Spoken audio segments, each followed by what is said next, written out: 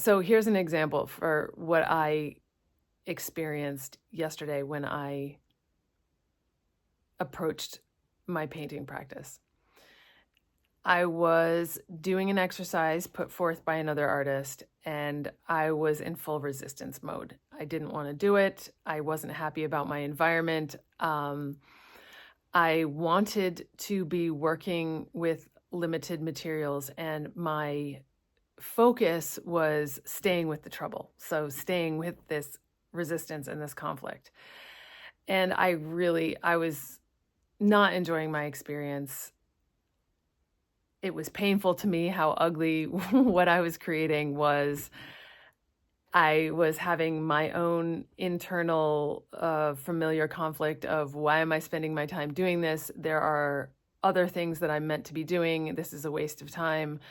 This is the wrong path. It's wrong. I can't do this. There's something else I'm meant to be doing, and around and around.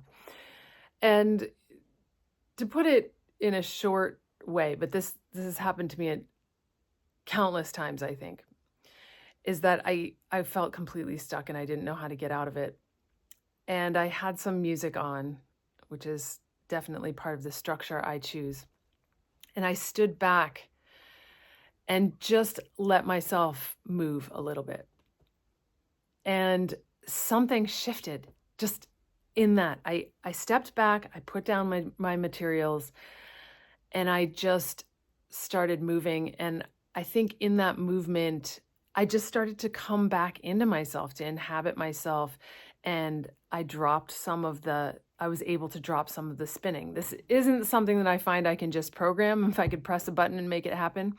But the pressing of the button for me is often the physical, finding some way to relax my physical body. So I did that, and all of a sudden I was able to have some perspective, and I was able to pick up one instrument and make one simple stroke. And the difference was that I was connected with what I was doing. It wasn't that all of a sudden I made this beautiful thing to be able to save or show other people. It was that I was present with what I was doing. I wasn't wrapped up in my thought about how it wasn't good enough, and how my imagination and my material reality, my ability as a human being, were never going to match up, which is really hard to endure. So what Liz Green says here is, a strong Neptune provides access to archetypal images and feelings which belong to the mythology of paradise. Neptune's fantasy world, when embodied in artistic forms, has the power to strike deep chords of universal human suffering, loneliness, and longing for eternal bliss. But the creative impulse, the urge to incarnate the fantasy world, to bring it into the human world, the world of flesh, is an act of affirming life. You're a human being. Without this, Neptune's retreat into fantasy is an act of repudiating life. Far from generating the creative impulse, it may fuel a desire to dwell within the womb of the paradise garden. So to retreat into fantasy, to remain in the realm of oblivion.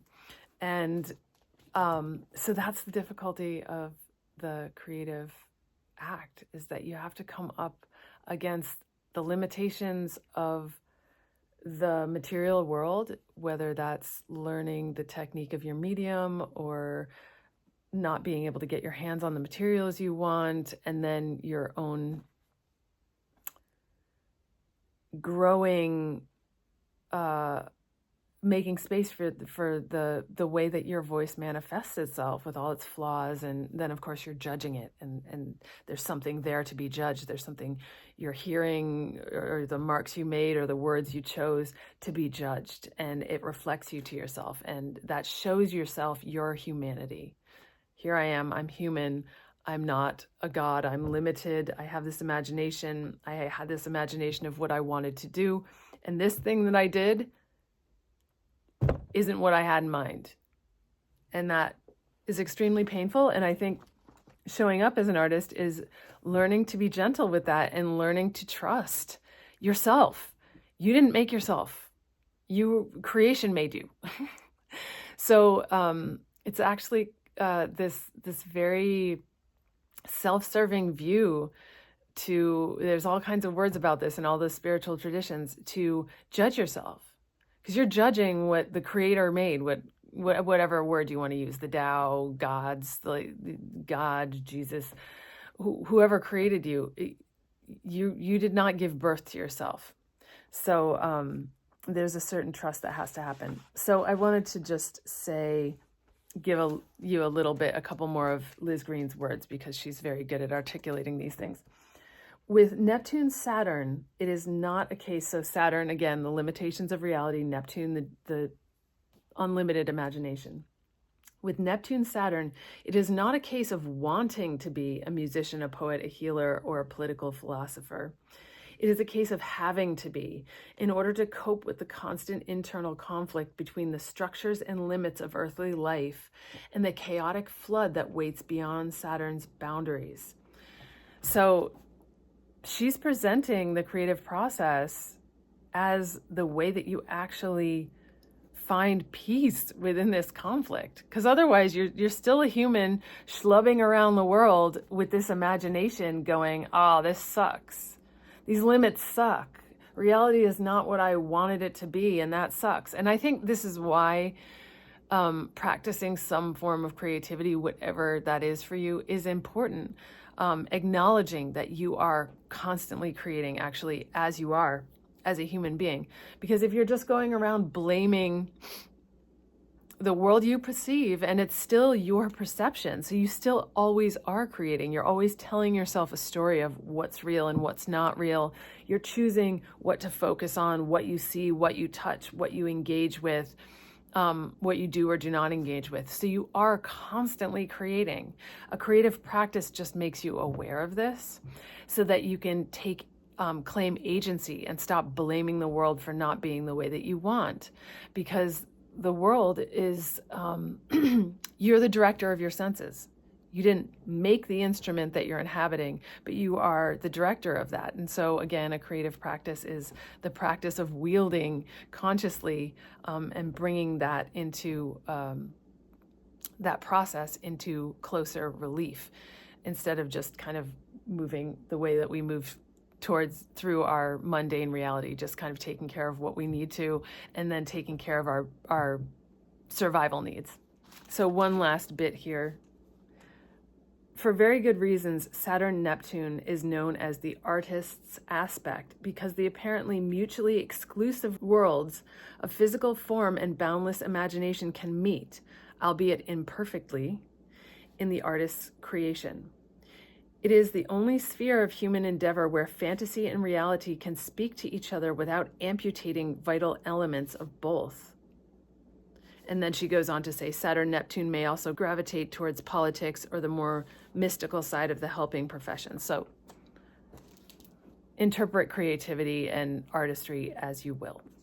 Yeah, so again, an artist is someone who chooses to face this conflict head on.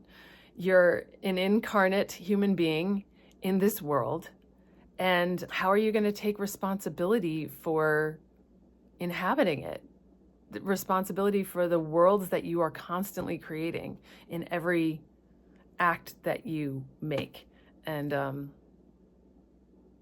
if you choose a medium and you practice that medium, you can really refine that act into a statement or an expression that other people then interact with. So there you have it. It's not something to be solved. It's something to be shown up for. And sometimes it is so hard. So keep on with the brave journey.